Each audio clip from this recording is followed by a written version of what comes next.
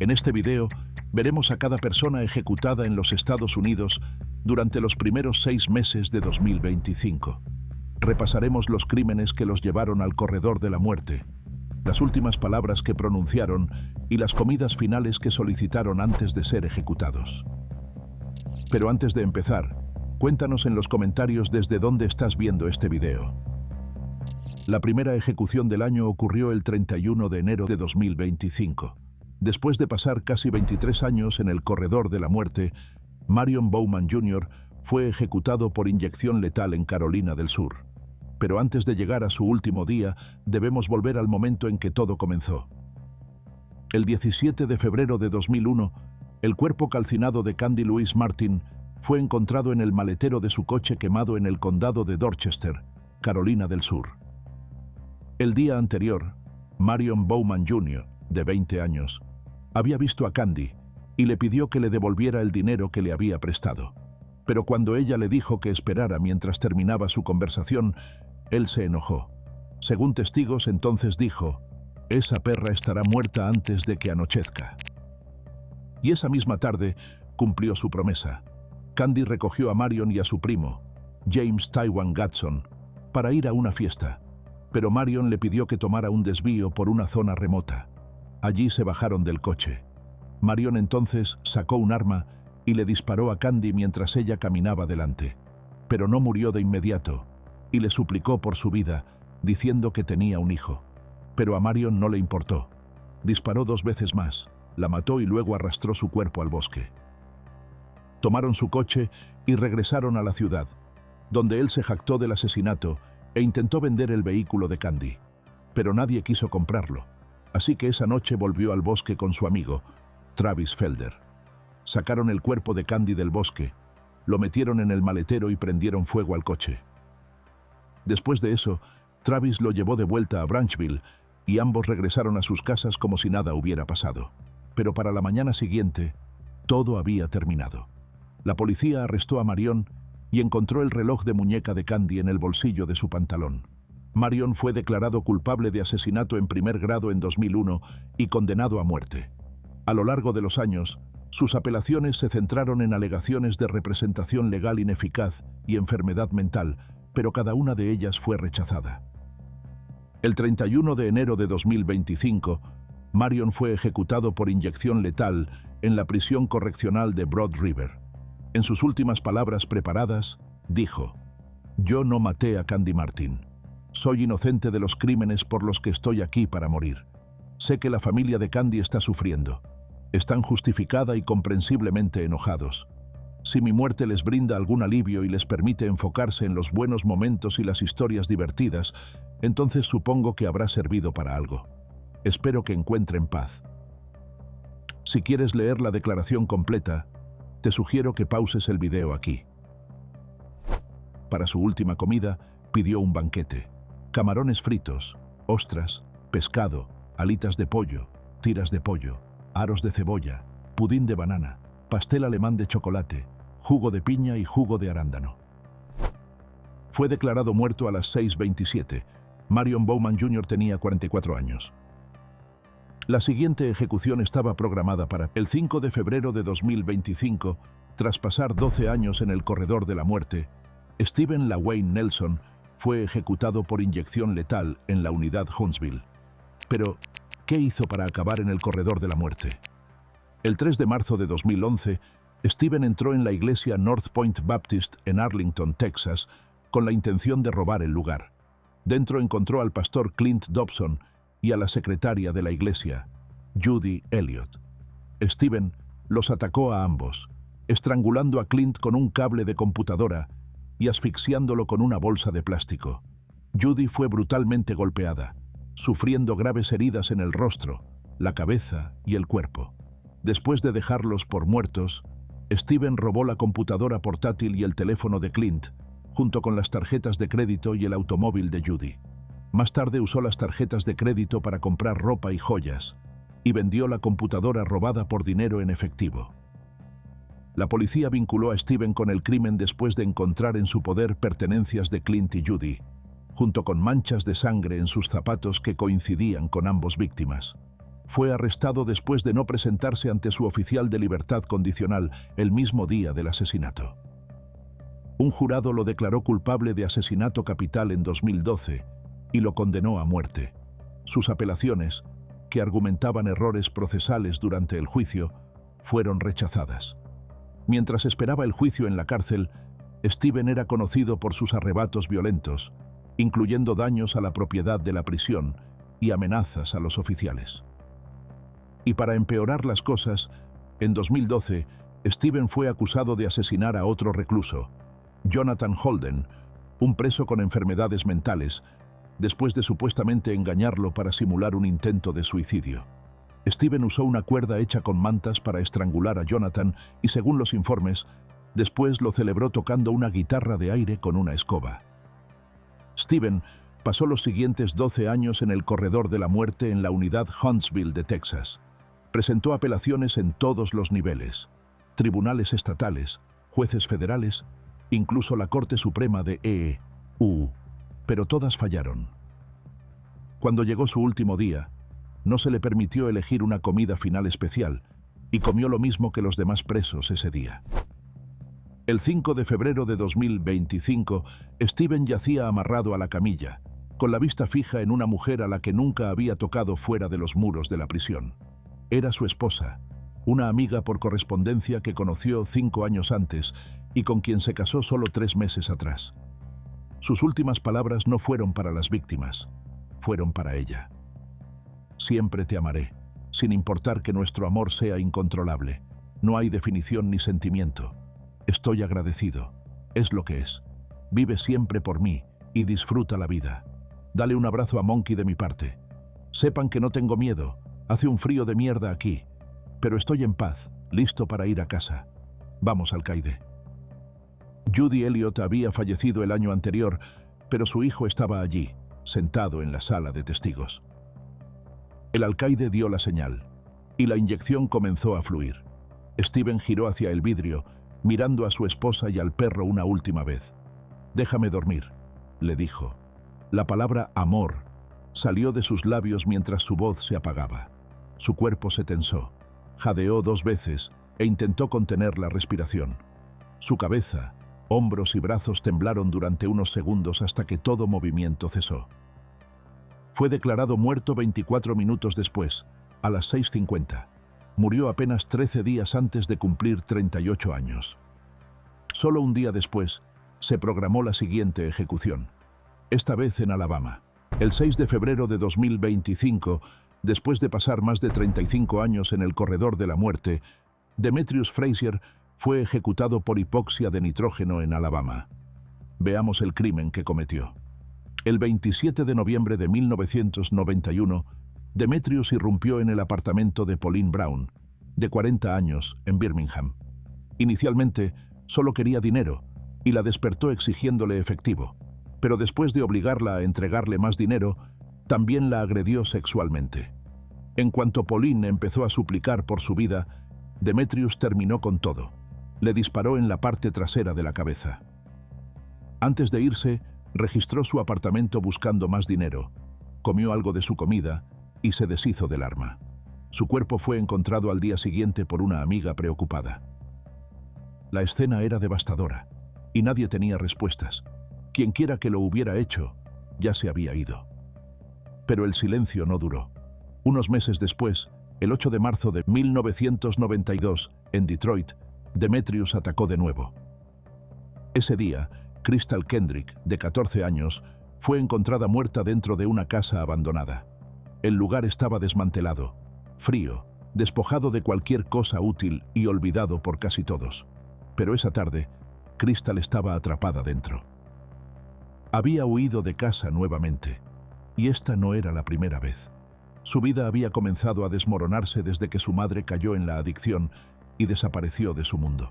Los amigos decían que Crystal solía ser callada, educada, una buena chica, pero sin nadie estable en su vida, comenzó a deslizarse por las grietas.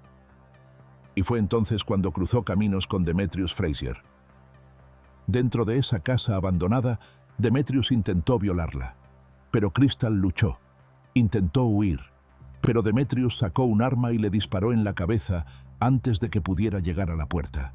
Ella colapsó en el suelo sucio y murió al instante. Demetrius no miró atrás.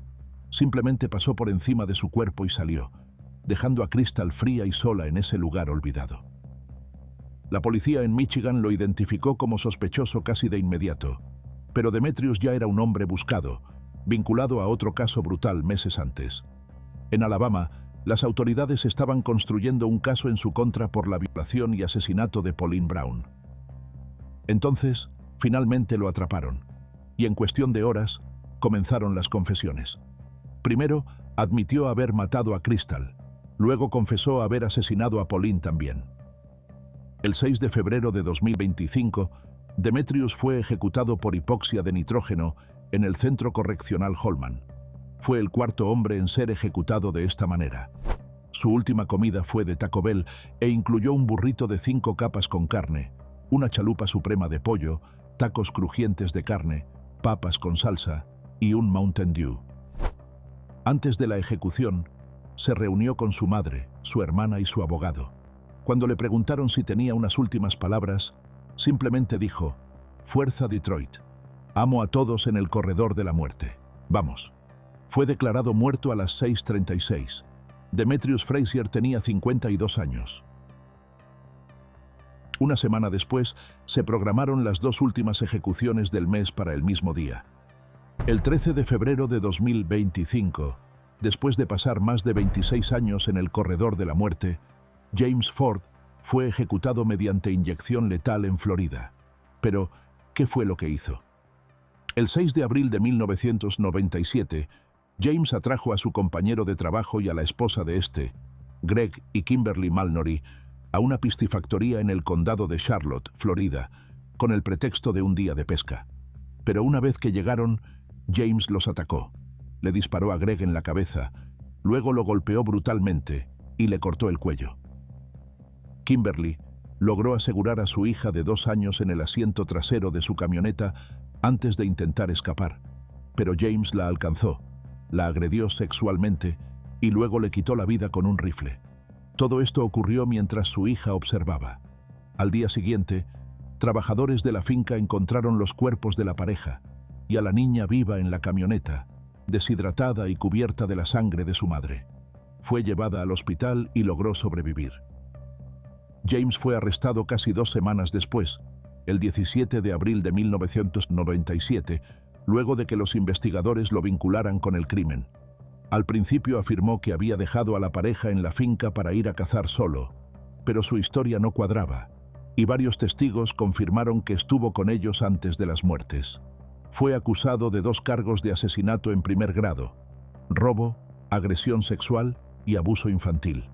En mayo de 1997, los fiscales anunciaron que buscarían la pena de muerte, y fue sentenciado en febrero de 1999.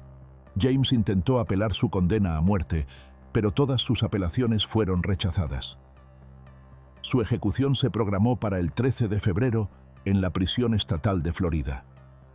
Ese día, se despertó a las 3:30 y se reunió por última vez con 3 miembros de la familia y su equipo legal. Para su última comida, pidió bistec, macarrones con queso, ocra frita, batata, pastel de calabaza y té dulce. Cuando el alcaide le preguntó si tenía últimas palabras, James no dijo nada. Atrapado a la cama, con unos 25 testigos presentes, miró al frente en silencio. Pero antes, había dejado una nota manuscrita breve. Abrazos, oraciones, amor. Dios bendiga a todos. Miranda, la niña que quedó en ese asiento, ahora tiene 30 años. Ha hablado públicamente sobre el dolor de crecer sin sus padres. Vivir toda mi vida sin ellos me dejó un vacío que no sabía que dolería tanto. Al principio, cuando comenzó la inyección, su pecho se movió con fuerza, y luego, lentamente, todos los movimientos cesaron. Un trabajador lo sacudió minutos después y gritó «¡Ford! ¡Ford!» para ver si estaba consciente, pero no respondió. A las 6:19, James fue declarado muerto. James Dennis Ford tenía 64 años. En ese preciso momento, se estaba llevando a cabo otra ejecución. Un estado diferente, pero el mismo desenlace final. Richard Tabler había pasado casi 20 años en el corredor de la muerte y la historia que lo llevó allí era escalofriante. Para la mayoría de las personas, esta historia comienza el Día de Acción de Gracias en Killeen, Texas. Pero para Richard Tabler, empezó una semana antes, el 18 de noviembre de 2004. Ese día, Richard, de 25 años en ese entonces, tuvo un enfrentamiento con su antiguo jefe, Mohamed Amine Rahmouni, gerente de un club nocturno llamado Teasers.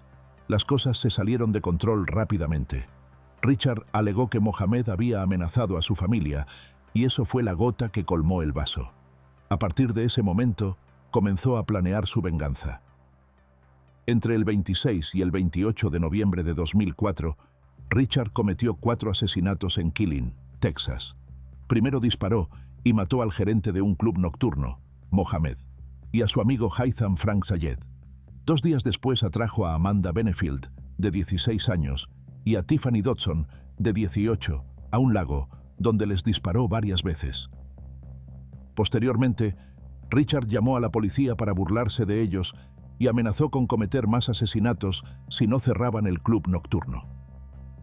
Fue arrestado el 28 de noviembre de 2004 por cargos no relacionados, pero rápidamente se convirtió en sospechoso de los homicidios. Confesó mientras estaba bajo custodia y fue acusado de asesinato capital. En 2007 fue condenado a muerte. El 14 de febrero de 2025, apenas 8 días después de cumplir 46 años, Richard fue ejecutado por inyección letal en la unidad de Huntsville. No se le permitió elegir una última comida especial y comió del menú regular. En su declaración final, se dirigió a las familias de sus víctimas diciendo: «No hay un solo día en que no lamente mis acciones. No tenía derecho a quitarles a sus seres queridos. Y les pido y ruego, espero y ruego que algún día encuentren en sus corazones el perdón por lo que hice. Ninguna cantidad de disculpas los traerá de vuelta». También agradeció a su familia, a su equipo legal y al personal penitenciario por su apoyo. Si quieres leer su declaración completa, te recomiendo pausar el video aquí. Luego de disculparse varias veces más y decir que esto era el comienzo de una nueva vida para él en el cielo, le dijo al alcaide: «He terminado». Cuando comenzaron a fluir los medicamentos, volvió a mover los labios diciendo: «Lo siento». Luego comenzó a respirar rápidamente. Tras una docena de respiraciones, todo movimiento cesó. Fue declarado muerto a las 6:38. Richard Lee Tabler tenía 46 años. La siguiente ejecución tuvo lugar en Carolina del Sur y sorprendió a muchos, no solo por el método utilizado, sino también por el hombre en el centro de todo. Vamos a verlo más de cerca. El 7 de marzo de 2025, Brad Keith Sigmund se convirtió en la primera persona en Carolina del Sur en ser ejecutada por pelotón de fusilamiento. Pero, ¿qué hizo exactamente para terminar en el corredor de la muerte? El 27 de abril de 2001, Brad asesinó a los padres de su exnovia, David y Gladys Lark, en Taylors, Carolina del Sur. Después de que su relación de 3 años con Rebecca Barbare terminara, Brad se obsesionó con ella, la acosaba y trataba de reconquistarla. La noche anterior a los asesinatos, consumió alcohol y cocaína. A la mañana siguiente le dijo a un amigo que planeaba atar a los padres de Rebecca y confrontarla, pero su amigo se echó atrás. Brad entró solo a la casa de los Larke y los atacó con un bate de béisbol, golpeando repetidamente sus cabezas hasta aplastarlas. Luego robó un arma y esperó a que Rebecca regresara. Cuando ella llegó, Brad la obligó a subir a un coche a punta de pistola. Tenía la intención de llevarla a Carolina del Norte, pero ella logró escapar lanzándose del vehículo y corriendo. Brad disparó, pero falló. Después de que Rebecca se escapó, él huyó del lugar. La policía lanzó una búsqueda a nivel estatal y lo acusó de asesinato, secuestro y agresión. 11 días después, Brad fue capturado en Gatlinburg, Tennessee, y extraditado a Carolina del Sur. La fiscalía solicitó la pena de muerte. En julio de 2002, Brad fue declarado culpable de 2 cargos de asesinato y de robo en primer grado. El jurado lo condenó a muerte, rechazando los argumentos de la defensa de que su consumo de drogas y angustia emocional merecían clemencia. Sus apelaciones fueron negadas repetidamente, incluida la última, rechazada por la Corte Suprema de EEUU en 2021. El 7 de marzo de 2025, Brad, de 67 años, fue ejecutado por pelotón de fusilamiento en la institución correccional Broad River. Fue la cuarta persona en Estados Unidos en morir mediante este método.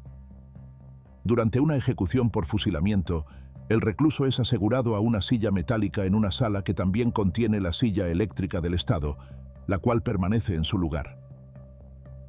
Se le coloca una capucha en la cabeza y se le marca un objetivo sobre el corazón.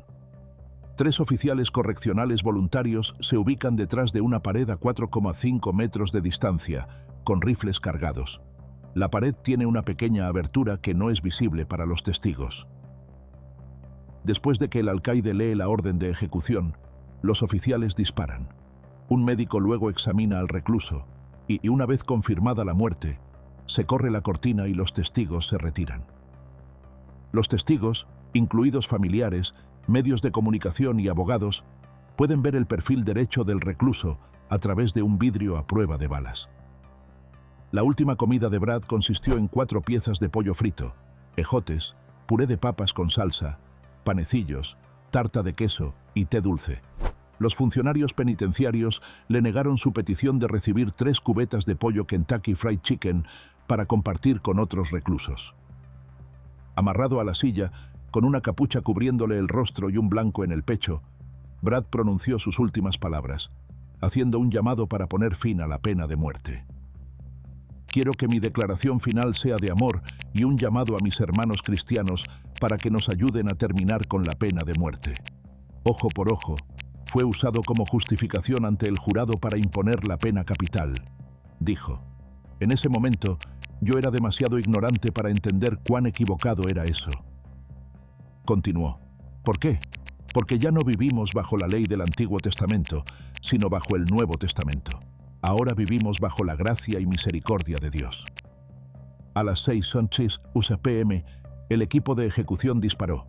Fue declarado muerto momentos después, convirtiéndose en la primera persona ejecutada por fusilamiento en la historia de Carolina del Sur. Tenía 67 años. La siguiente ejecución fue programada para el 18 de marzo.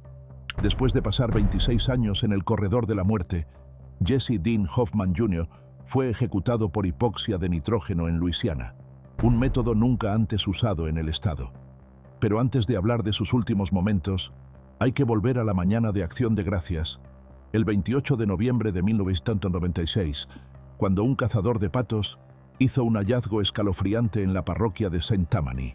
Sobre un muelle improvisado cerca del río Middle Pearl, yacía el cuerpo desnudo de una mujer joven con un disparo en la cabeza. Más tarde ese día, su esposo la identificó como Mary Molly Elliott, una ejecutiva de publicidad de 28 años. Recibió la noticia que nadie quiere escuchar. Su esposa estaba muerta. La había reportado como desaparecida la noche anterior, cuando no regresó del trabajo. Había pasado horas llamando, buscando, esperando cualquier señal, pero esta era la peor noticia posible. Esa noche, la policía revisó las imágenes de vigilancia de un cajero automático cercano, y allí vieron a Mary en cámara. Se la notaba visiblemente aterrada y parecía que la estaban obligando a retirar dinero. A su lado estaba un joven de 18 años que luego fue identificado como Jesse Hoffman, un valet. Cuando los agentes lo detuvieron, al principio mintió sobre lo ocurrido y luego cambió su versión, pero finalmente confesó. Dijo que había secuestrado a Mary a punta de pistola, la había llevado a otro condado y la agredió sexualmente. Luego, en la orilla del río Middle Pearl, la obligó a arrodillarse y le disparó en la cabeza. Mary murió sola, en el frío, y Jesse simplemente volvió al trabajo como si nada hubiera pasado. El 11 de septiembre de 1998, el jurado encontró a Jesse culpable de asesinato en primer grado, y solo 2 días después emitieron su decisión final, una sentencia de muerte unánime. El 18 de marzo de 2025, Jesse Dean Hoffman Jr.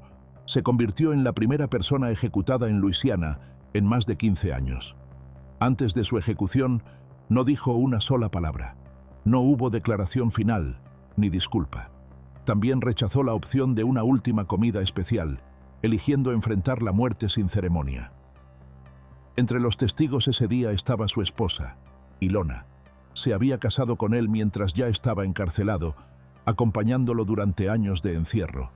Para ella, el sistema había fallado a Jesse mucho antes de sentenciarlo a morir. De niño, no tuvo la protección ni la orientación que todo niño merece. Y cuando más necesitaba ayuda, nadie apareció. Y ese silencio lo empujó por un camino en el que sobrevivir fue la prioridad, y todo lo demás quedó en segundo plano. A las 6:12, los oficiales escoltaron a Jesse hasta la cámara de ejecución. Era la primera vez que Luisiana usaba gas nitrógeno, y el proceso duró casi 19 minutos. Testigos dijeron que Jesse comenzó a convulsionar de inmediato. Su cabeza se sacudió y sus manos se tensaron, pero luego quedó inmóvil.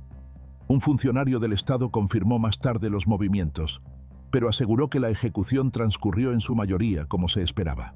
Fue declarado muerto a las 6:50. Jesse tenía 46 años. Pero no todos los condenados a muerte temen el final. Algunos, como el siguiente hombre, lo exigen. Después de pasar 17 años en el corredor de la muerte, Aaron Brian Gunches fue ejecutado en Arizona. ¿Pero qué hizo exactamente? Todo comenzó en noviembre de 2002, cuando la policía de Mesa recibió una pista sobre un cuerpo en el desierto. Era Ted Price, asesinado a tiros y arrojado bajo el sol abrasador de Arizona. Pero, ¿cómo terminó ahí? Días antes, Ted se había estado quedando en casa de su exesposa, Catherine, con la esperanza de poder recuperarse. Pero la tranquilidad no duró. Peleaban con frecuencia, y en una de esas discusiones, Catherine llegó a golpearlo en la cara con un teléfono. Algo en Ted se apagó. No respondió. Se quedó ahí, aturdido, lento, desconectado. Esa misma noche, el nuevo novio de Catherine, Aaron Gunches, cruzó la puerta. En lugar de llamar al 911 o buscar ayuda, Aaron les dijo a Catherine y a sus dos compañeros de casa que pusieran a Ted en el auto. Les aseguró que lo llevaría a la estación de autobuses, que lo sacaría de la ciudad. Ted se sentó en el asiento trasero, en silencio. Querían creer que estaría bien, pero no hicieron más preguntas. En la estación, Aaron se dio cuenta de que no tenía dinero para el pasaje, así que improvisó. Le dijo a Jennifer que siguiera manejando, más lejos, fuera de la ciudad, por un camino de tierra vacío y oscuro. Luego llegaron los disparos, 3 seguidos y uno más. Cuando todo terminó, Ted yacía boca abajo en el polvo, muerto. Pero la verdad no tardó en salir. Catherine y los compañeros hablaron y Aaron fue arrestado. En 2004 se declaró culpable del asesinato de Ted. No presentó defensa y en 2008 el Estado lo condenó a muerte. Mientras la mayoría de los condenados a muerte pasan años tratando de evitar su ejecución, Aaron hizo lo contrario.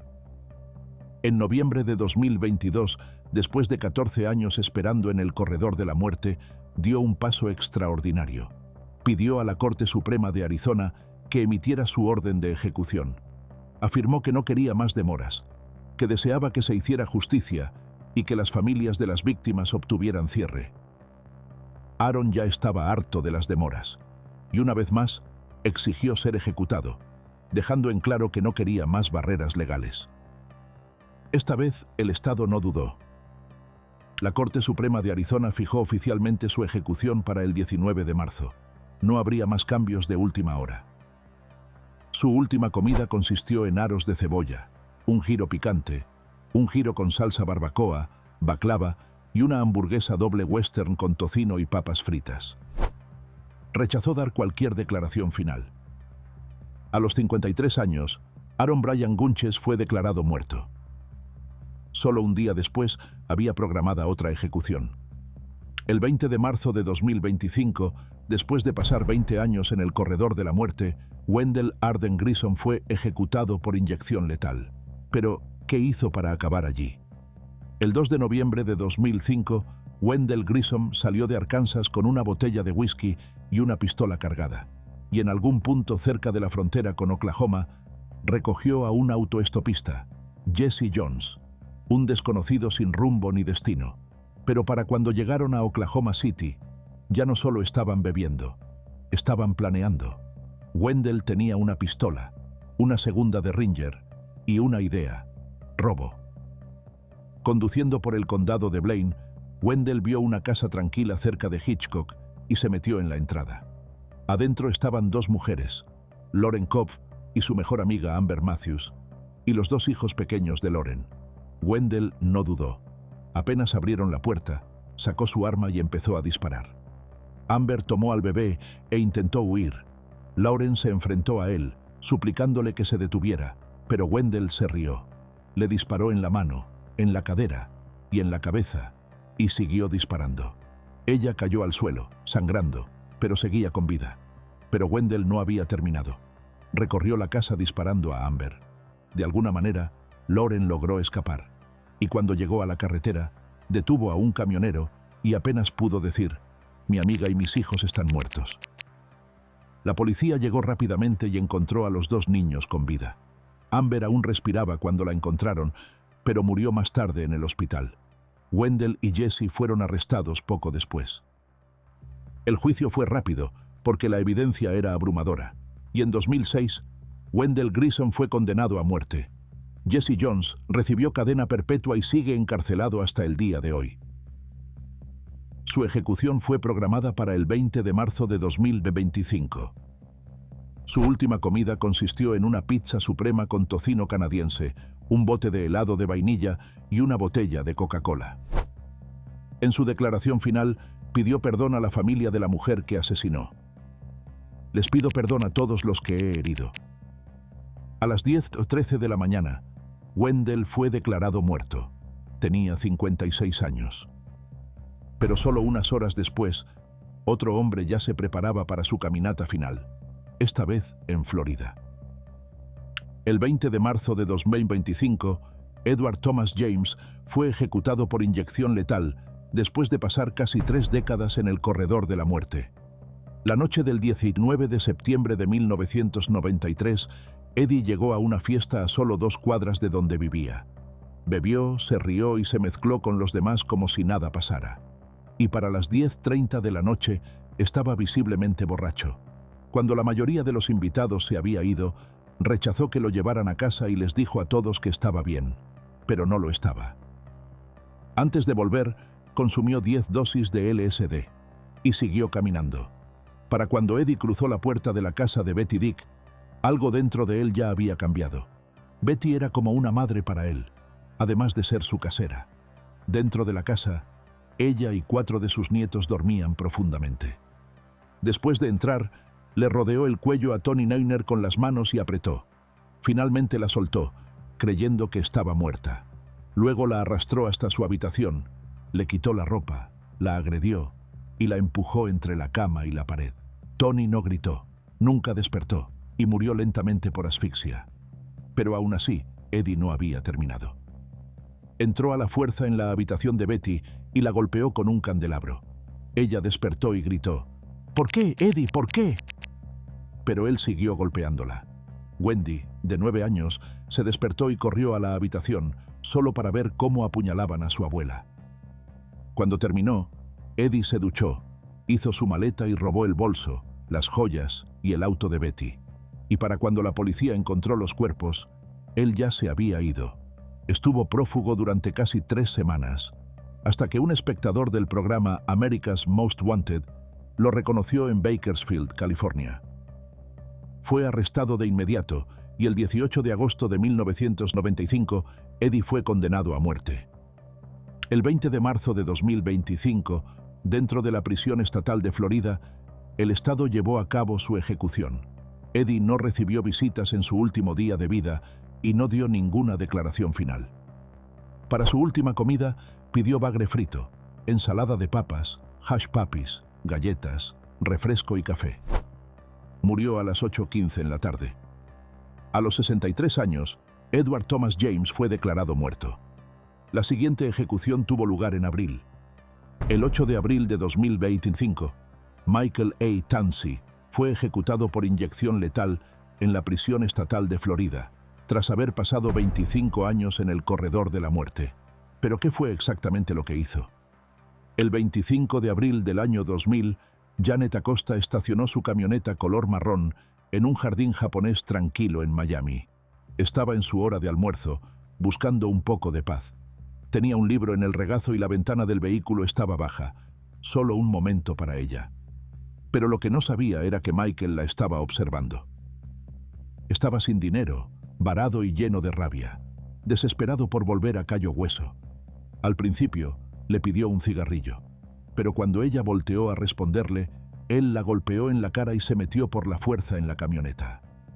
Sosteniendo una hoja de afeitar, la obligó a conducir, hacia el sur, más lejos de la ayuda, más lejos de su hogar.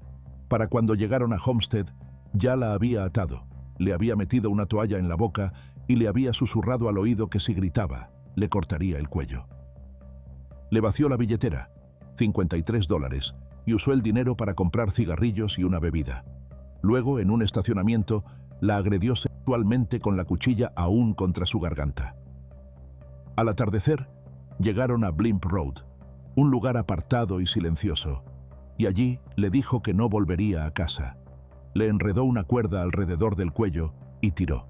Y cuando sus jadeos se hicieron demasiado fuertes, le cubrió la boca, la nariz y hasta los ojos con cinta adhesiva.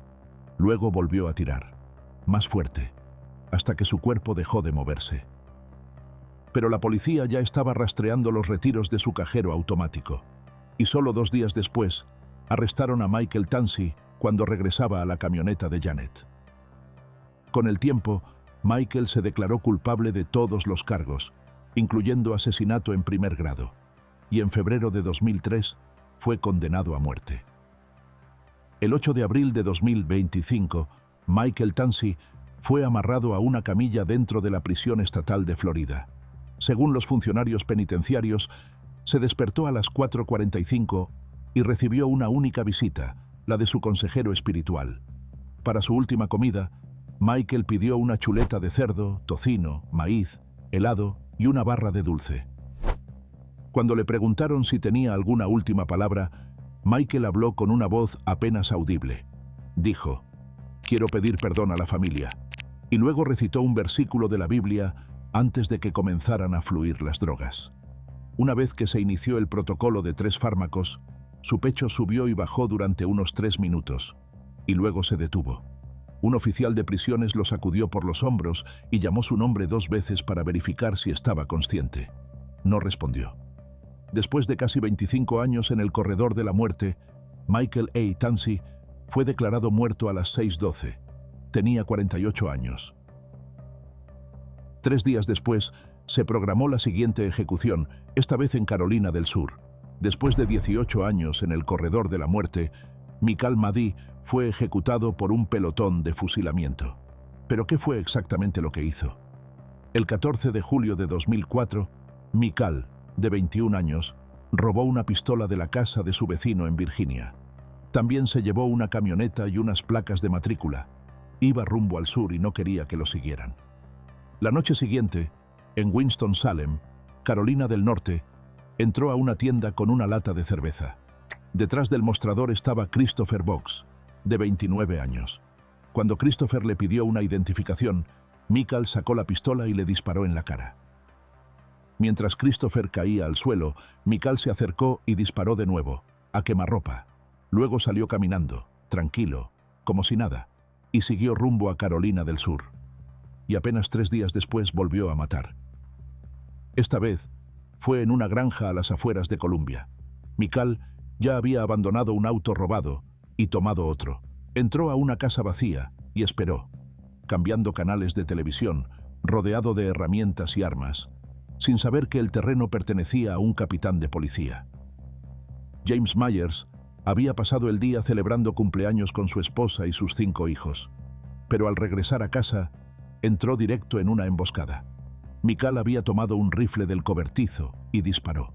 Fueron 9 tiros en total. 3 de ellos le dieron en la cabeza. Uno más le atravesó el corazón. Después Michael roció el cuerpo con diésel y le prendió fuego. Robó la camioneta del capitán, su escopeta y su rifle oficial y se fue manejando como si nada. El 21 de julio, La policía lo encontró al volante de la camioneta robada y lo arrestaron.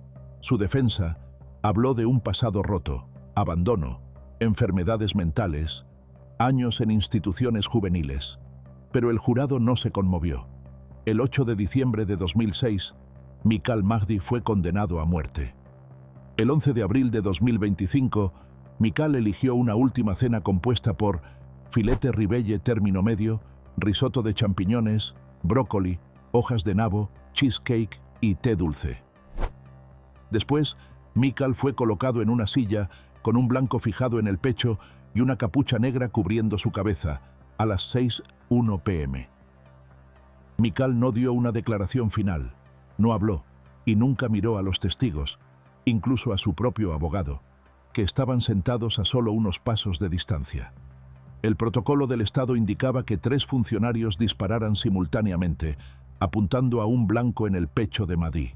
Lo que siguió fue descrito por quienes estaban en la sala como impactante y profundamente perturbador. Mahdi lanzó un grito agudo que rompió el silencio. Un testigo dijo que se sintió como un gemido profundo, como si su pecho se expandiera con fuerza y luego colapsara. Sus brazos se tensaron y volvió a gemir, 2 veces, unos 45 segundos después de los disparos. Los testigos informaron que continuó respirando durante otros 80 segundos, haciendo lo que parecía ser una última inhalación antes de quedar inmóvil.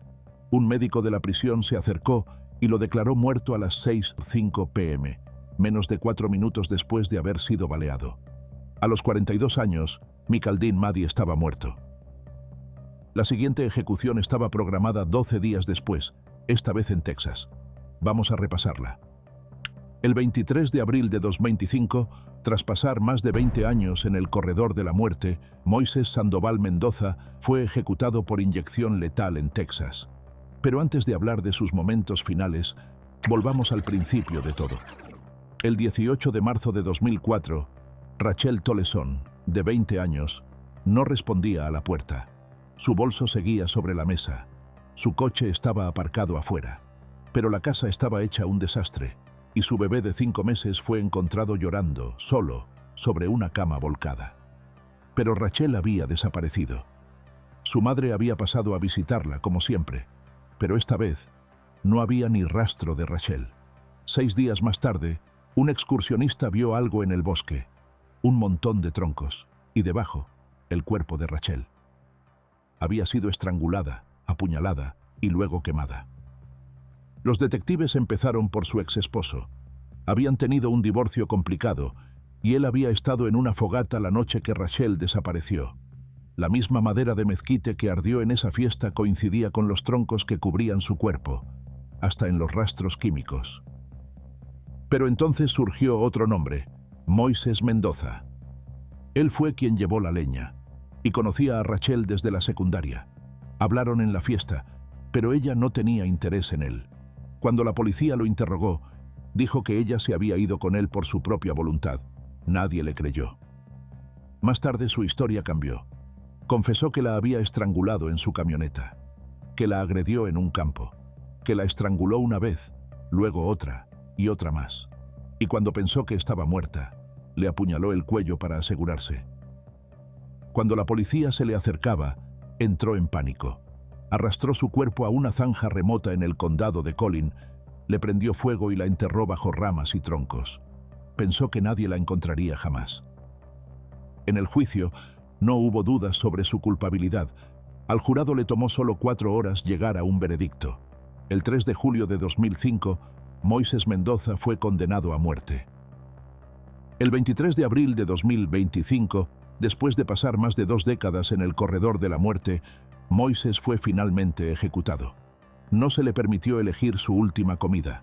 Texas eliminó esa opción en 2011, después de que 2 reclusos pidieran banquetes enormes y se negaran a comerlos.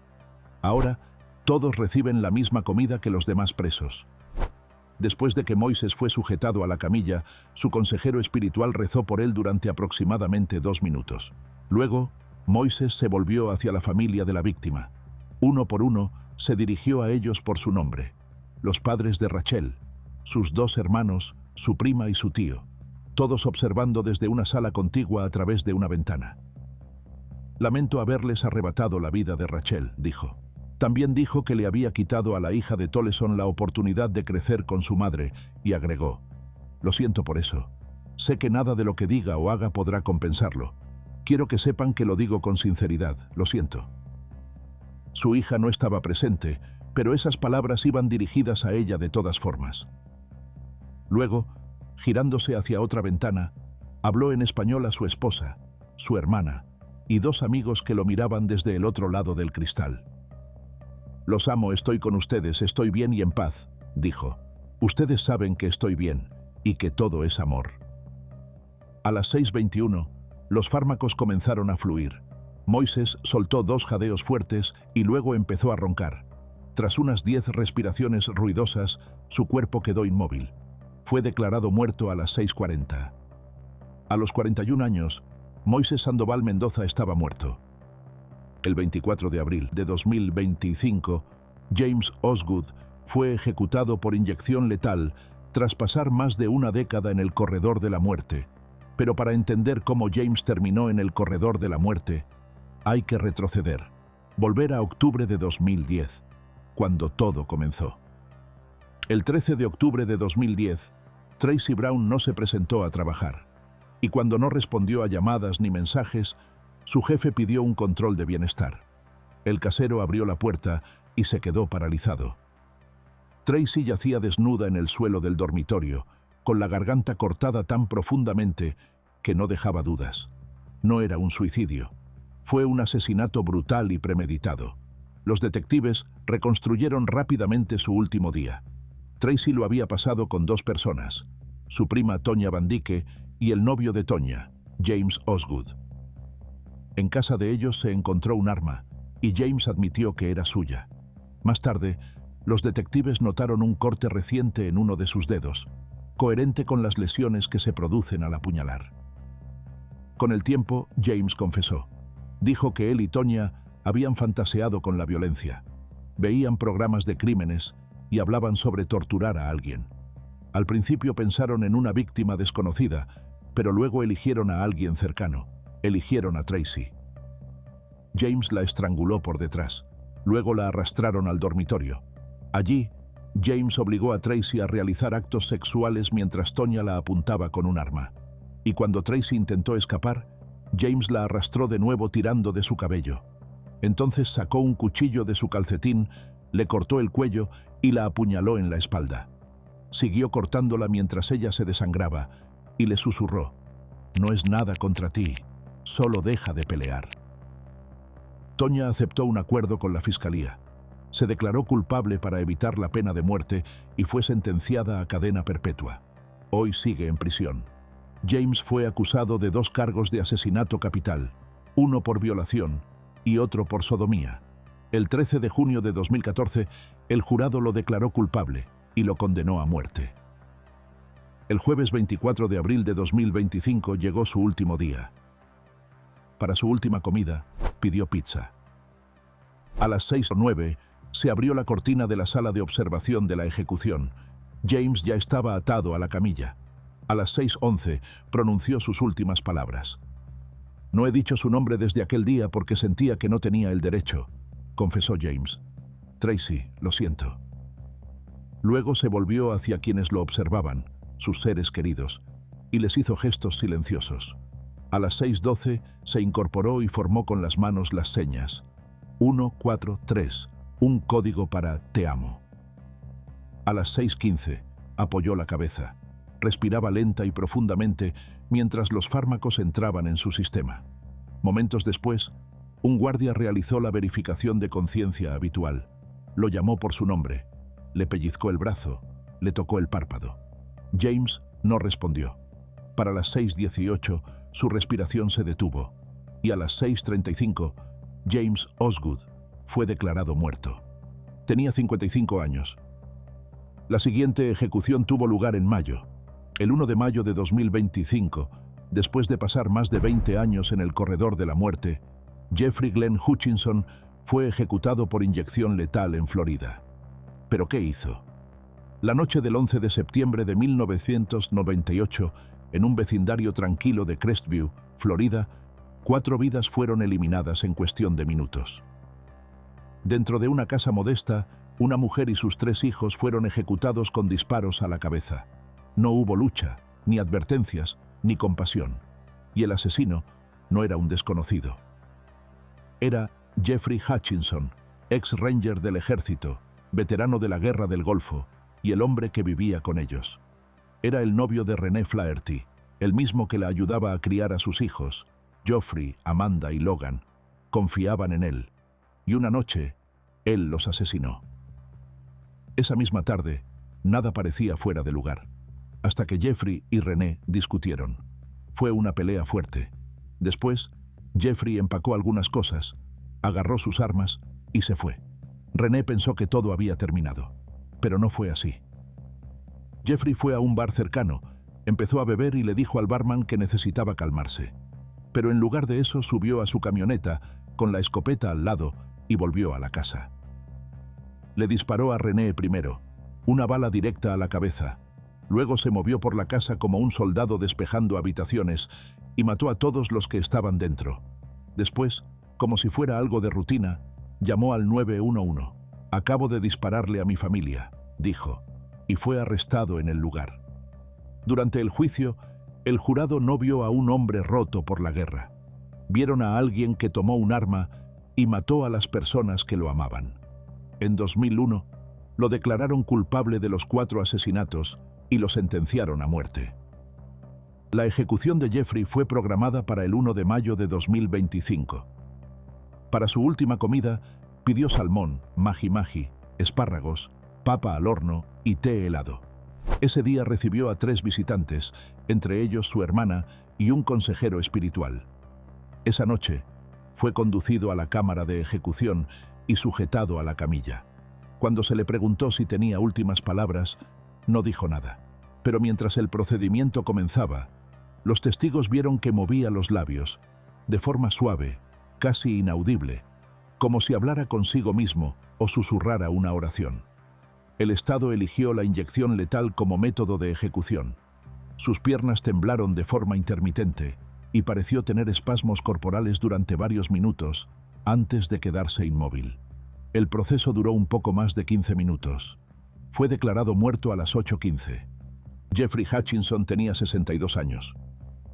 2 semanas después, la siguiente ejecución programada atrajo mucha más atención. Esta vez fue en Florida, y el hombre en el centro de todo era el asesino en serie Glenn Rogers. Conocido como el asesino Casanova o el asesino de costa a costa, Glenn apuntaba a mujeres que confiaban en él, la mayoría pelirrojas, como su madre. Su primera víctima fue Mark Peters, un hombre de 71 años en Ohio, un anciano que le ofreció hospedaje cuando nadie más lo haría. Glenn lo ató, lo asesinó y dejó su cuerpo pudriéndose en una cabaña en Kentucky. Y a partir de ahí, los asesinatos ocurrieron rápido. Primero atacó a Sandra Gallagher, madre de 3 hijos en California. Fue violada, estrangulada y luego incendiada dentro de su camioneta. Después, fue Linda Price, en Mississippi, hallada apuñalada en una bañera cubierta de sangre. Luego vino Tina Marie Cripps, en Florida, asesinada en una habitación de motel tras haberle ofrecido un aventón. Y más tarde, Andy Sutton, en Luisiana, brutalmente asesinada en su dormitorio después de volver a dejarlo entrar en su vida. Cada asesinato fue personal, brutal y premeditado. Y para cuando atraparon a Glenn, probablemente ya se dirigía a buscar a su próxima víctima. Pensó que era inteligente al cambiar de estado después de cada crimen, pero su rastro era más largo y sangriento de lo que imaginaba. Con el tiempo, los estados comenzaron a compartir información. A finales de 1995, el programa America's Most Wanted mostró su rostro en televisión. Su foto apareció en periódicos de todo el país, y los detectives comenzaron a presentarse en carnavales, preguntando a los trabajadores si lo habían visto. Y el 9 de noviembre, su huida llegó a su fin. En 1997, fue juzgado en Florida por el asesinato de Tina Marie Cripps, y el jurado lo condenó a muerte. 2 años después, California lo condenó por el asesinato de Sandra Gallagher, y recibió otra pena de muerte. Así, Glenn Rogers se convirtió en uno de los pocos reclusos con condenas de ejecución en 2 estados diferentes. Pero Glenn aún tenía más que decir. Afirmó que él había matado a Nicole Brown Simpson y Ron Goldman y que O.J. Simpson lo había contratado para hacerlo, pero nadie le creyó. El 15 de mayo de 2025, después de pasar 28 años en el corredor de la muerte, Glenn Rogers fue ejecutado. Esa mañana, Glenn se despertó a las 3:45. Para su última comida, pidió una pizza, pastel de chocolate y un refresco. También recibió una última visita, la de su esposa. Más tarde ese mismo día, fue atado a la camilla. Cuando le preguntaron si tenía unas últimas palabras, Glenn miró hacia los testigos y habló directamente a quienes amaba: su esposa, sus hermanos, sus hijos, sus nietos y un amigo cercano que lo había ayudado con sus apelaciones finales. Luego, dirigiéndose a las familias de las víctimas, dijo: «Sé que tienen muchas preguntas que necesitan respuestas. Les prometo que en un futuro cercano esas preguntas serán respondidas y espero que, de alguna manera, eso les brinde algo de cierre», dijo. «Presidente Trump, siga haciendo grande a Estados Unidos. Estoy listo para irme». Entonces comenzaron a fluir las drogas. Glenn permaneció inmóvil cuando inició la inyección letal. En menos de 2 minutos, sus ojos se cerraron y su boca quedó entreabierta. A medida que avanzaba el proceso, su rostro se fue poniendo pálido. En un momento, un miembro del personal lo tomó por los hombros, lo sacudió y gritó: «Rogers, Rogers», buscando alguna señal de consciencia. No hubo ninguna. Glenn Rogers fue declarado muerto a las 6:16. Tenía 62 años.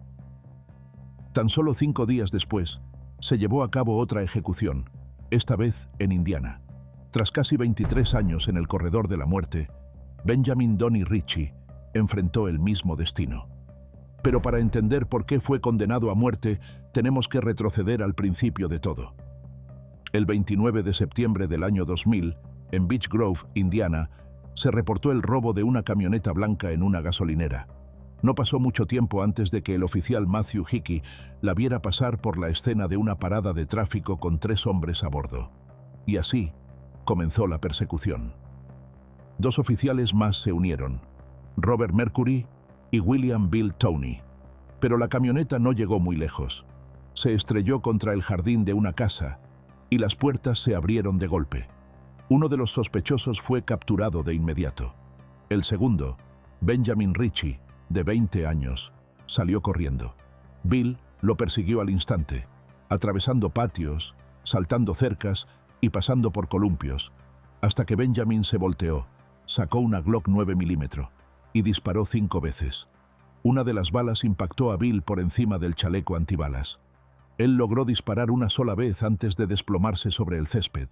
Murió allí mismo, en ese patio trasero, apenas un día antes de cumplir 32 años. Después del tiroteo, Benjamin desapareció. Tiró el arma y una peluca en un matorral cercano y logró escapar del perímetro. Para cuando los oficiales cerraron la zona, él ya se estaba escondiendo en la casa de un amigo. Luego, llegó una llamada anónima.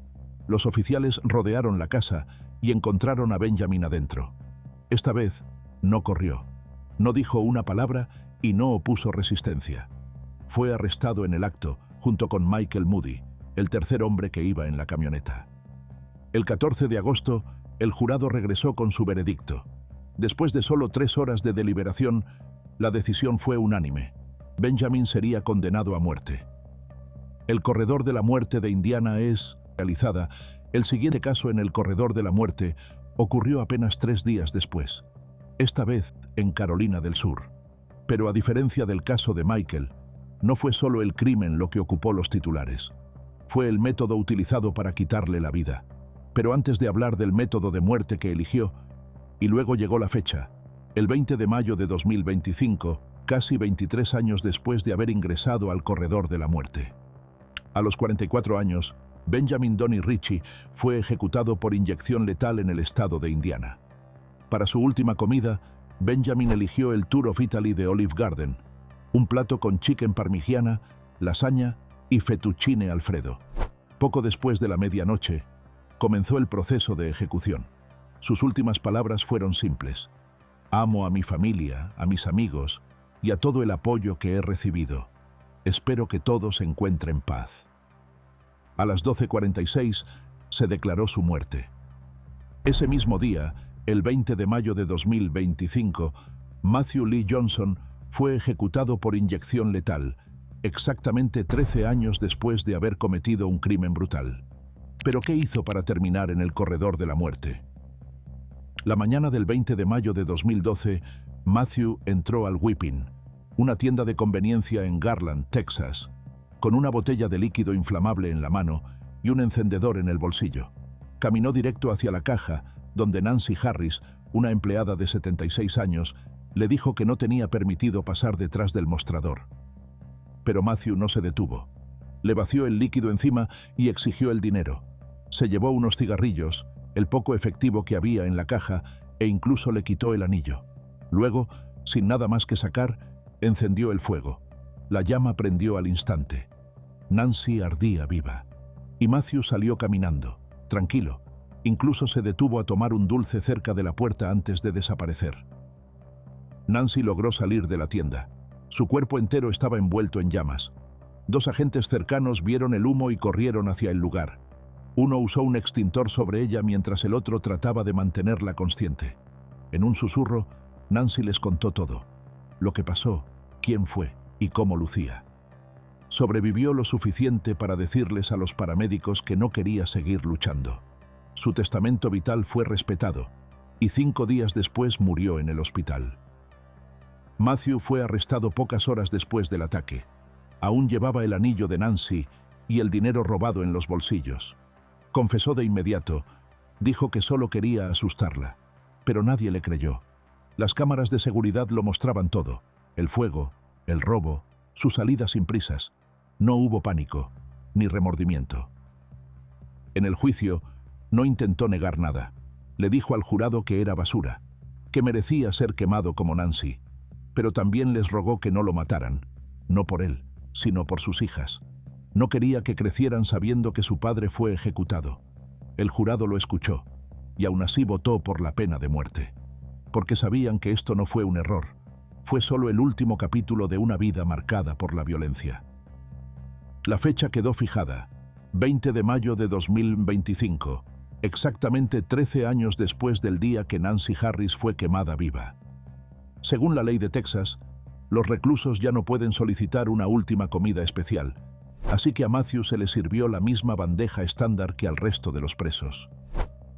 Cuando le preguntaron si tenía alguna última palabra, Matthew se dirigió a la familia de la víctima y habló. A la familia de la señora Harris, mientras los miro a cada uno de ustedes, la veo a ella ese día, dijo. Solo les pido por favor su perdón, nunca quise hacerle daño. Oro para que ella sea la primera persona que vea cuando abra los ojos y que pase la eternidad con ella. Continuó, alabó a Dios y le dio gracias por la vida que me ha dado. Luego se dirigió a los hombres con los que había pasado años en el corredor de la muerte, llamándolos hermanos, y les dijo que los amaba. También agradeció al personal de la prisión por tratarlo con dignidad, por darle, en sus palabras, la oportunidad de ponerme en paz con mi Señor.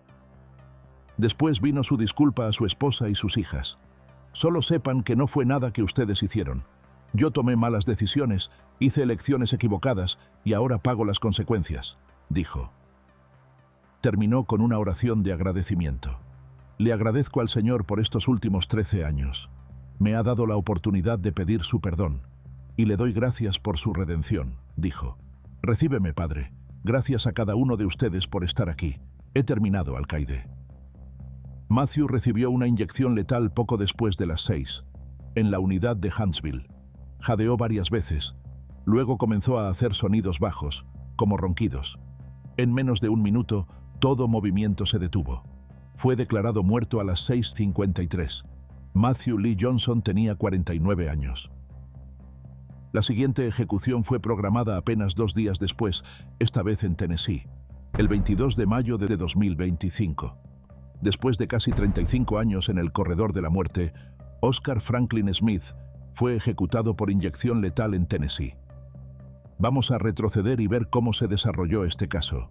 Poco después de las 11:20 de la noche del 1 de octubre de 1989, una llamada aterradora al 911 llegó a la central de despachos de Nashville.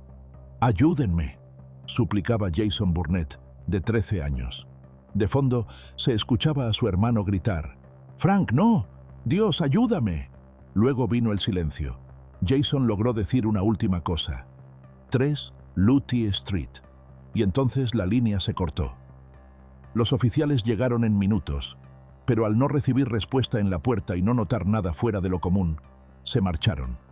Pero adentro, el horror seguía esperando. A la tarde siguiente, la policía regresó tras una llamada de un vecino. Esta vez, entraron y encontraron 3 cuerpos: Judy Smith y sus hijos, Chad y Jason.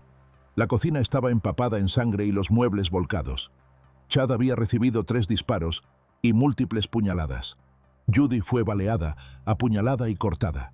Jason no había sido disparado, pero fue apuñalado con tal violencia que tenía los órganos expuestos. Los 3 lucharon por sus vidas, pero ninguno sobrevivió. No había señales de entrada forzada, pero la puerta trasera estaba abierta. Había agujeros de bala en las paredes.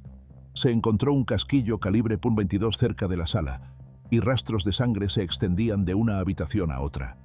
El arma de fuego y el cuchillo no estaban, pero sí quedó otra arma, un punzón cubierto de sangre.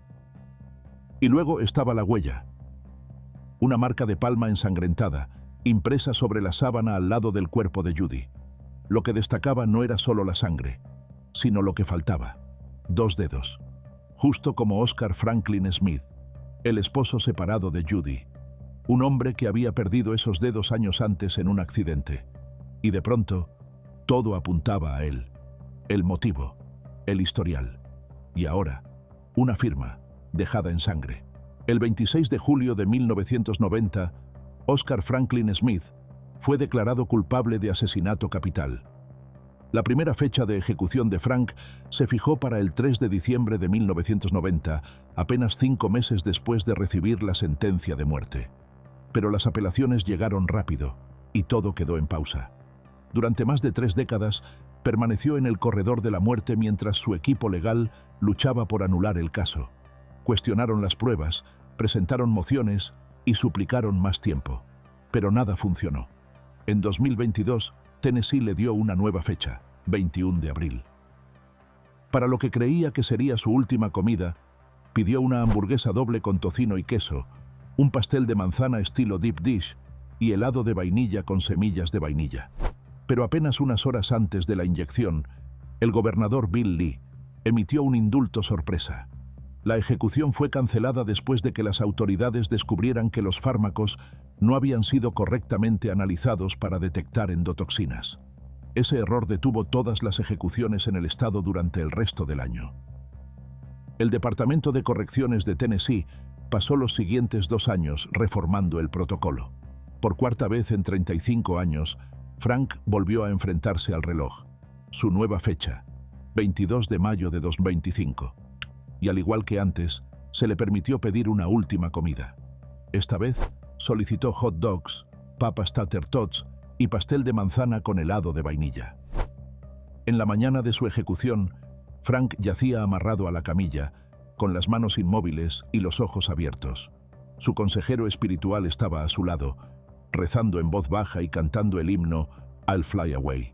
A las 10:32 se corrió la cortina que separaba la cámara de ejecución del cuarto de testigos. En esos momentos finales, Frank habló en voz baja con el consejero. «Yo no la maté», dijo. Se habían colocado 2 líneas intravenosas en su brazo derecho. Cuando le preguntaron por sus últimas palabras, se tomó su tiempo, hablando durante casi 3 minutos. «Alguien necesita decirle al gobernador que el sistema de justicia no funciona», dijo. «Él es la última palabra, la última persona que puede dar justicia donde se necesita justicia. Demasiadas personas inocentes están siendo ejecutadas». Su tono se endureció. «Tiene que dejar de hacerse el tonto, tener agallas», dijo. «Nuestro sistema de justicia está roto, y él tiene el poder de detener esto». Miró hacia los testigos. «Tenemos más hombres esperando morir en Riverbend. No seré el primero. Y no seré el último. A medida que el pentobarbital empezó a fluir por las líneas intravenosas, Frank siguió hablando, pero su voz se volvió más débil. Para las 10:38 le costaba formar palabras, y luego dejó de hablar por completo. Su pecho subía y bajaba lentamente, y parecía haberse quedado dormido. A las 10:47 fue declarado muerto. Tenía 75 años. La siguiente ejecución tuvo lugar en junio, el 10 de junio de 2025.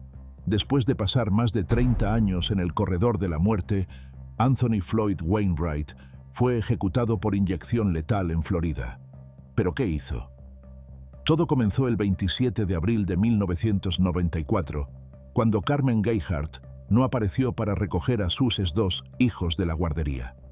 Tenía 23 años, era estudiante de enfermería en Lake City, Florida, y madre de 2 niños pequeños, de 5 y 3 años.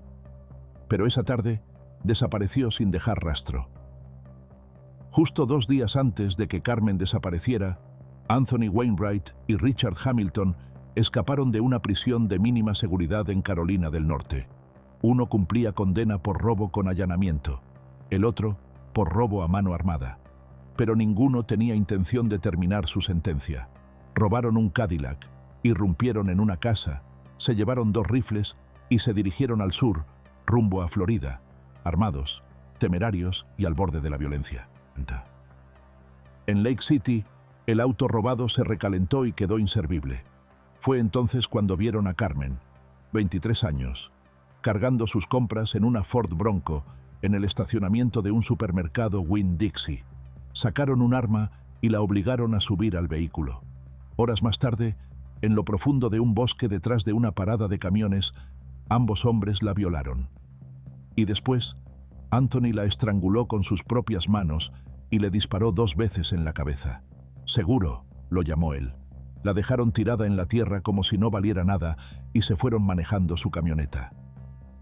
Al día siguiente, un patrullero estatal localizó la Bronco en Mississippi. Ya bajo custodia, ambos hablaron, pero se culpaban mutuamente por el asesinato. ¿Y el cuerpo? Finalmente, Richard dibujó un mapa señalando el lugar donde lo habían dejado. El 2 de mayo, los agentes encontraron el cuerpo de Carmen, en avanzado estado de descomposición, abandonado y cubierto por ramas. Su hueso yoides estaba fracturado, y sus dientes esparcidos en la tierra. Se confirmó lo que los investigadores ya temían. Carmen luchó por su vida, y perdió. De vuelta en Florida, los fiscales ofrecieron un trato a Anthony: evitar la pena de muerte si decía toda la verdad y pasaba un polígrafo. Tras 2 semanas de entrevistas, admitió haberla violado, pero se negó a tomar la prueba.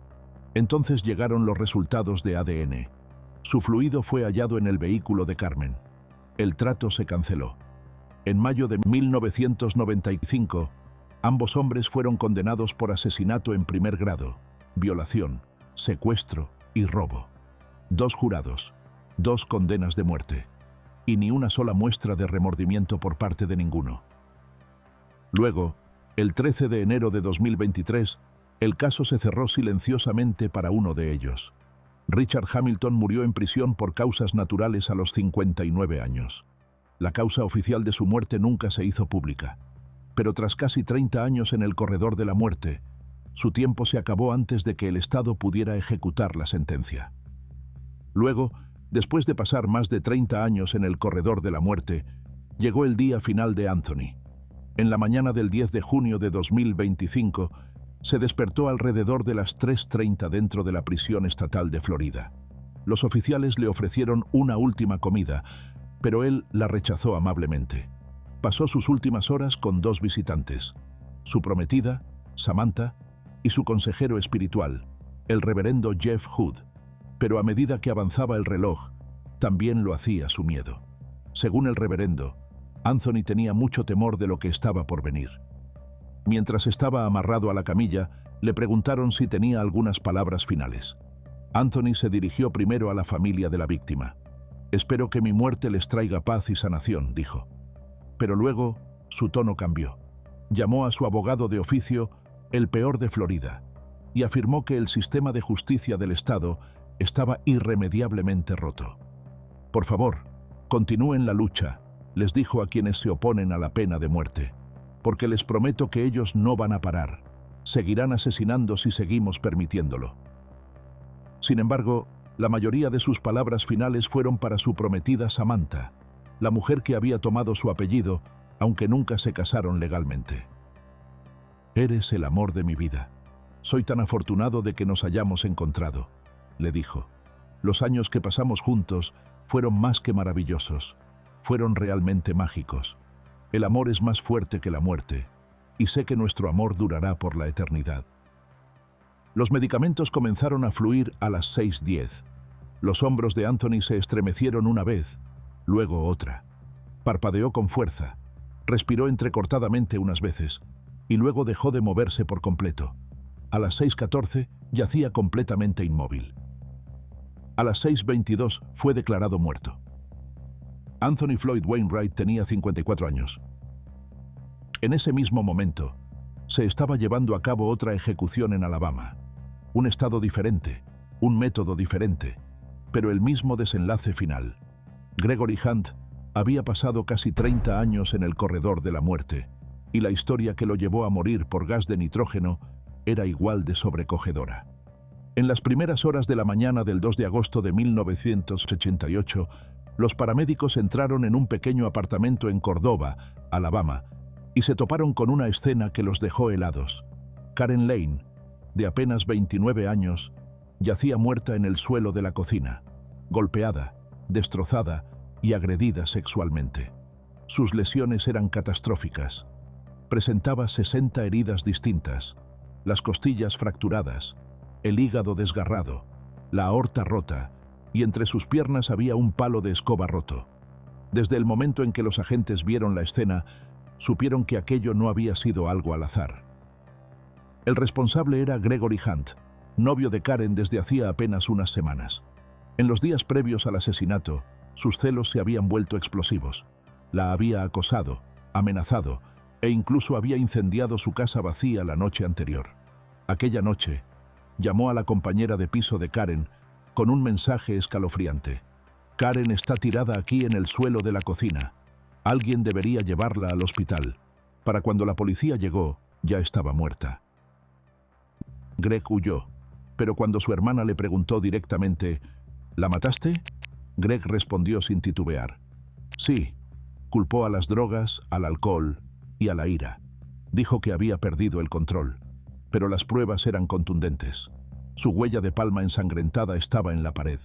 Su ADN estaba en la boca de Karen, y sus huellas dactilares estaban por todas partes.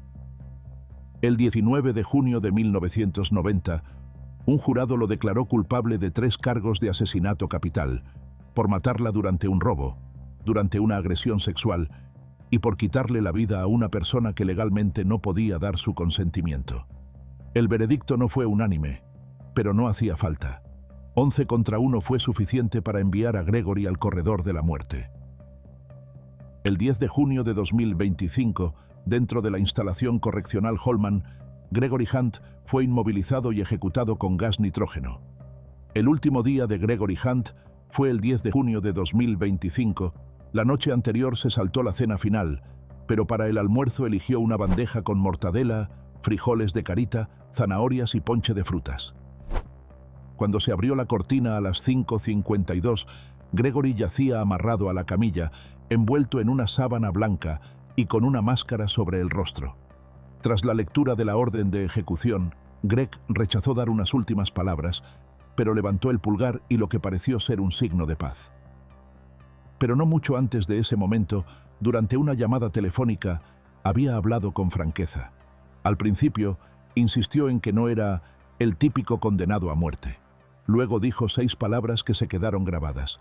«No necesito compasión de nadie».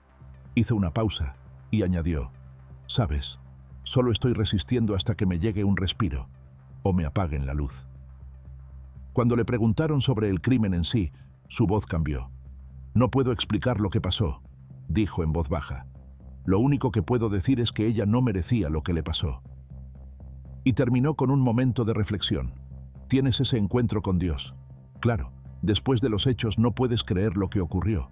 No puedes creer que fuiste parte de ello, que lo hiciste. La noche del 10 de junio, el gas comenzó a fluir poco después de las 5:55. A las 5:57, Greg se sacudió brevemente, jadeó y levantó la cabeza de la camilla. Emitió un gemido alrededor de las 5:59 y alzó los pies.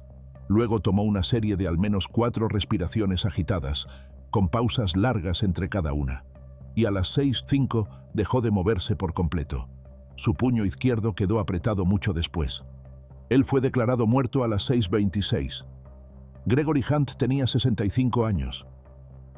Solo 2 días después, el siguiente recluso fue sujetado a la camilla, esta vez en Oklahoma. Más de 25 años después de haber cometido un crimen brutal, George John Hanson fue ejecutado por inyección letal. Veamos qué fue lo que hizo. En la tarde del 31 de agosto de 1999, Mary Bowles, de 77 años, estaba tratando de cargar su auto afuera del centro comercial Tulsa Promenade Mall. Era una banquera jubilada y voluntaria de hospital desde hacía muchos años. No tenía idea de que 2 hombres armados la estaban observando. Sus nombres eran George John Hanson, también conocido como John Fitzgerald Hanson, y Victor Miller. Para ese momento, ya habían robado 2 licorerías y ahora necesitaban un vehículo limpio para continuar. Victor tomó el volante mientras John obligaba a Mary a subir al asiento trasero a punta de pistola. Condujeron hacia el norte, en la oscuridad, saliendo de la carretera cerca de Owasso y adentrándose en una fosa de tierra. Pero allí ya había alguien, Gerald Thurman, dueño de una empresa de transporte. Victor le disparó 4 veces y lo dejó desangrándose en el suelo. Los 2 hombres siguieron conduciendo con Mary aún en el coche. En algún lugar de una tranquila carretera rural, se detuvieron, la arrastraron fuera y John le disparó varias veces. Su cuerpo quedó bajo una pila de ramas. Gerald fue encontrado primero, aún con vida, pero murió 2 semanas después sin recuperar la consciencia.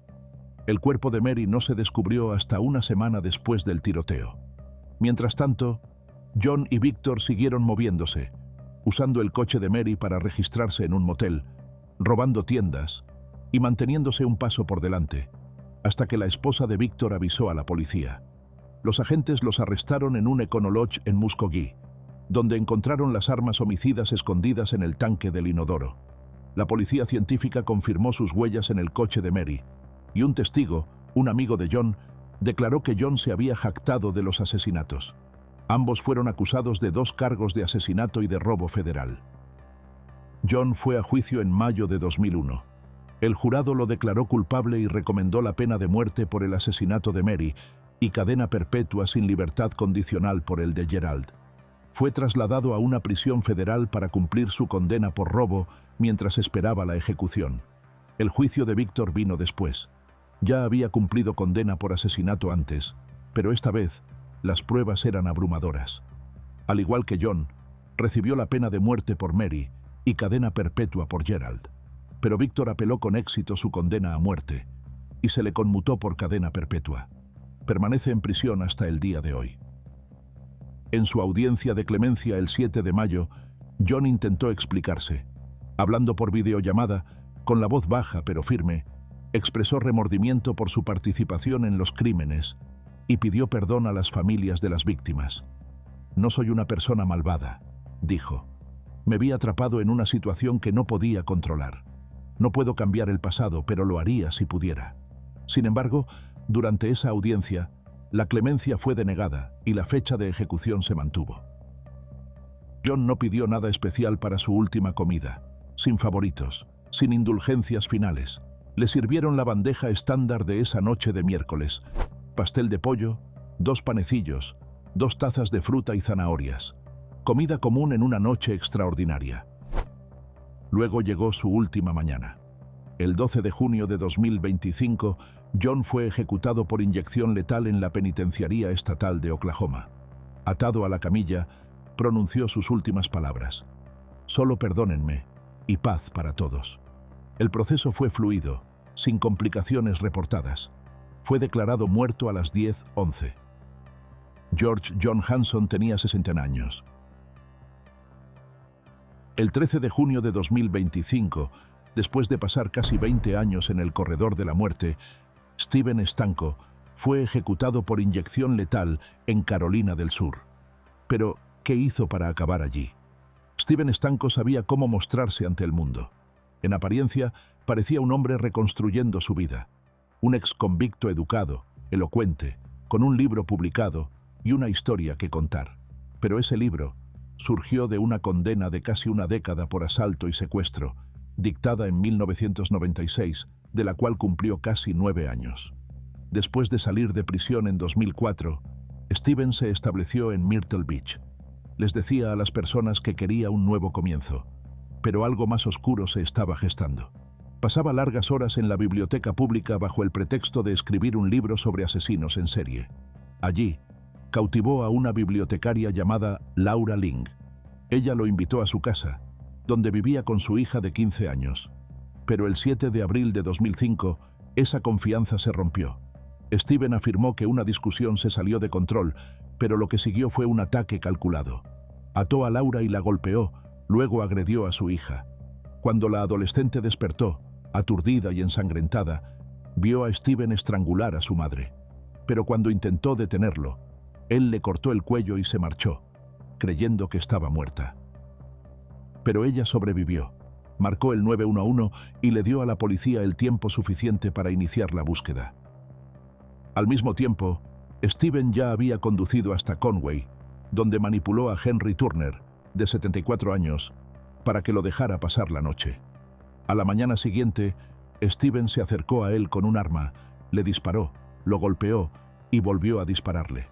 Después de matar a Henry, vació su cuenta bancaria y usó el dinero para ir de bar en Columbia, riendo y comprando bebidas. Cuando llegó a Augusta, Georgia, se hacía pasar por un empresario adinerado que había venido para el torneo de Golf Masters. Pero el 12 de abril, la mujer con la que se estaba quedando vio su rostro en el periódico y llamó a la policía. Horas después, Steven fue arrestado sin oponer resistencia.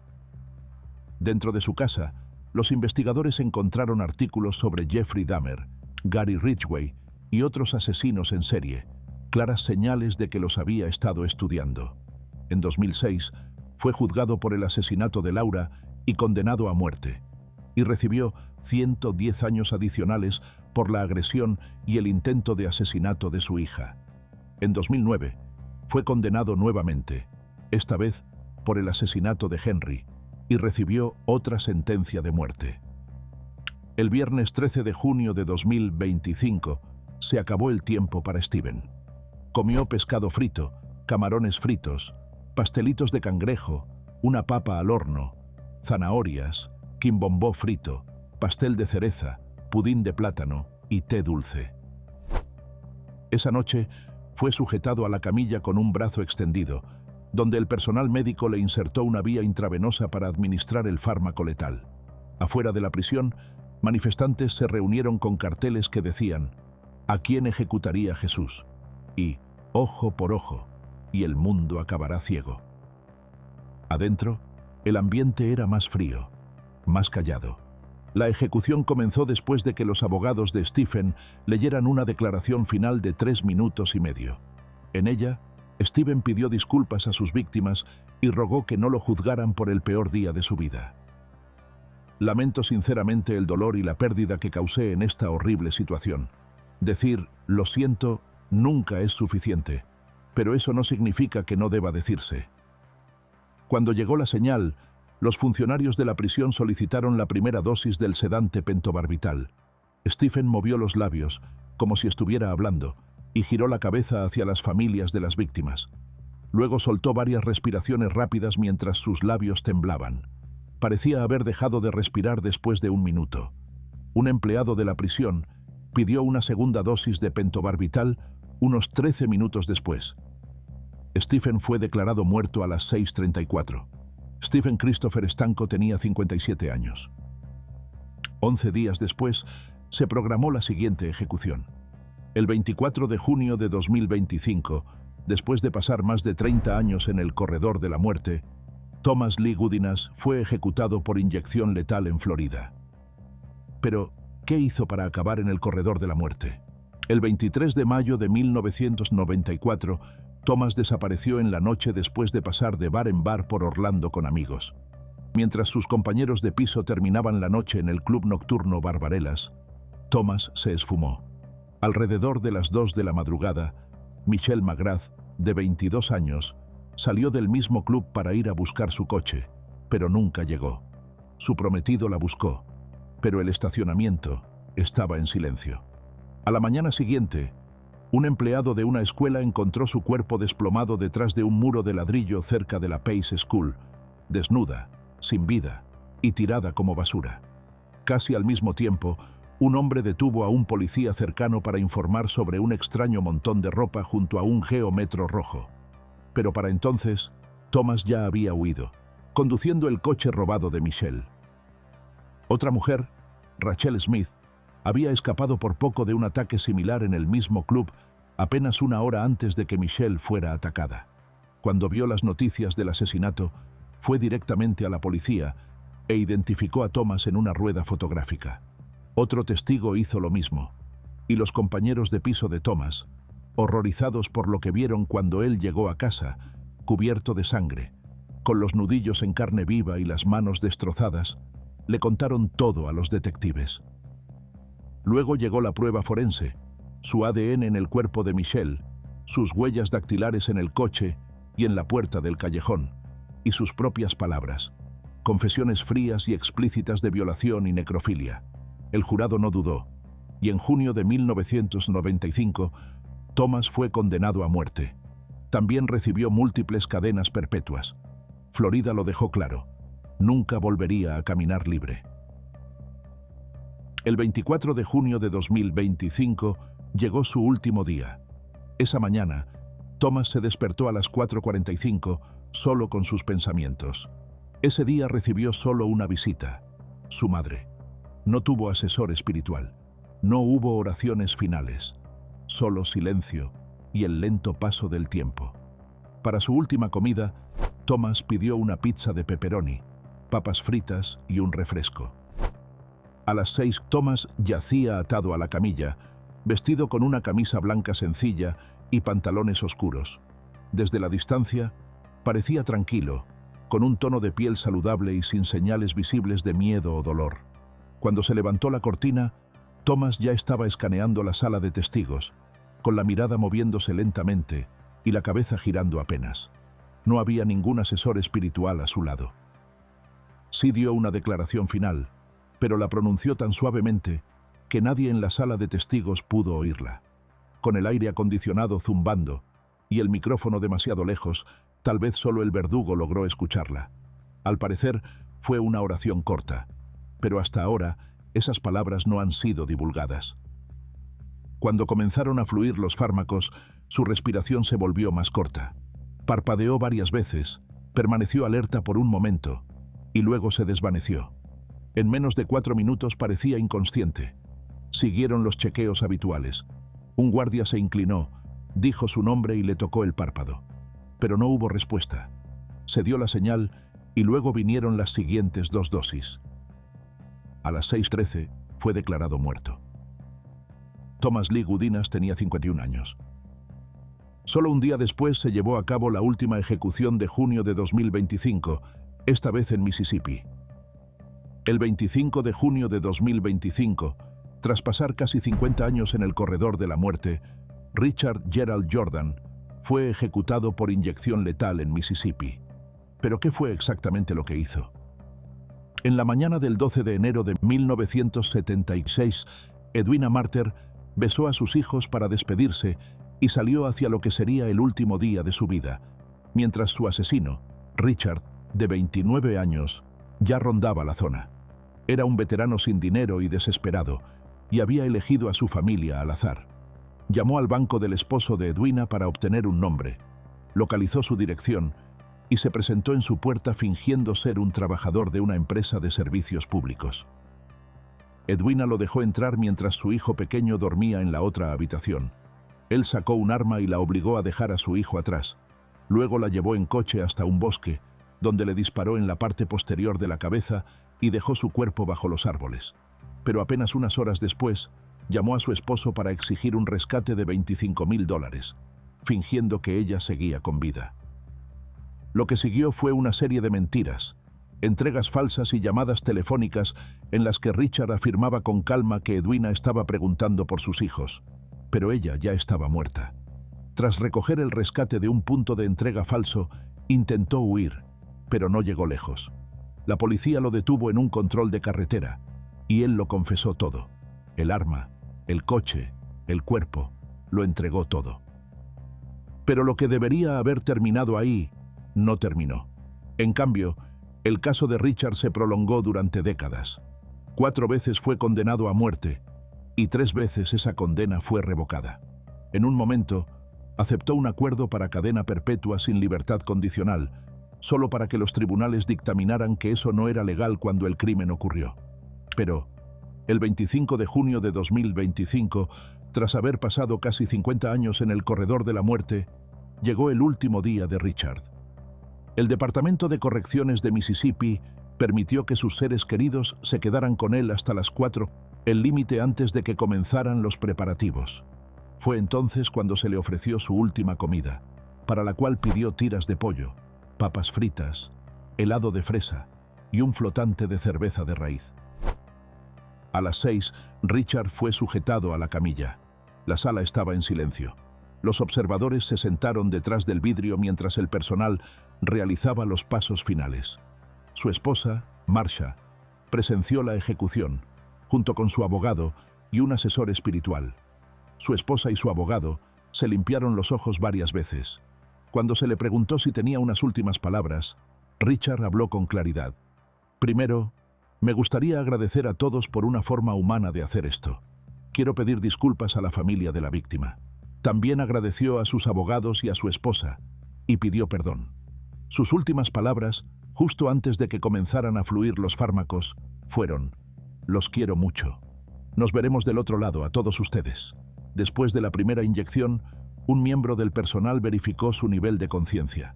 Una vez confirmado que ya no respondía, el resto del proceso continuó. A las 6:16 fue declarado muerto. Richard Gerald Jordan tenía 79 años. Esto concluye todas las ejecuciones llevadas a cabo en la primera mitad de 2025.